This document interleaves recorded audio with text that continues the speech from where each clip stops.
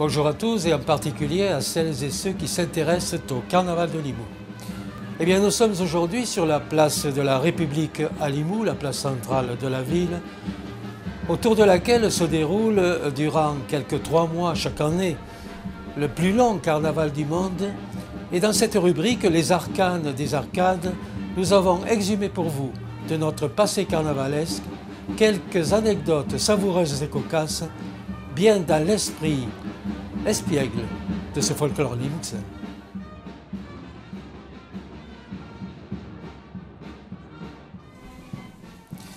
En préambule à cette histoire, je dois apporter quelques précisions.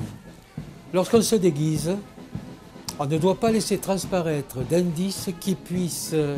révéler son identité. Pas de montre, pas de mains nues sans gants, les mains d'une personne sont caractéristiques et identifiables, pas de vêtements ni de chaussures utilisés dans la vie courante,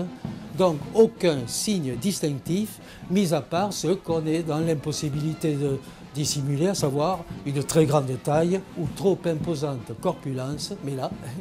on n'y peut rien.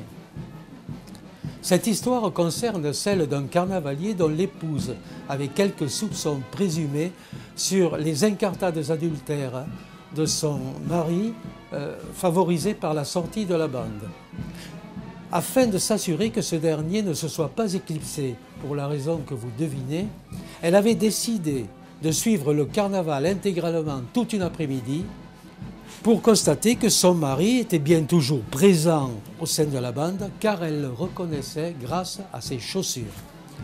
Or, à la fin d'un tour, lorsque la bande se retranche dans les arrière-salles de café pour se désaltérer ou se reposer, notre homme avait échangé ses chaussures avec un camarade de la bande qui avait la même pointure que lui et sensiblement la même taille et même stature.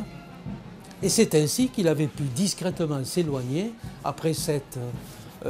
changé avec des vêtements qu'il avait au préalable déposés à cet endroit et donc disposer d'un peu de temps pour sa coupable escapade extra-conjugale.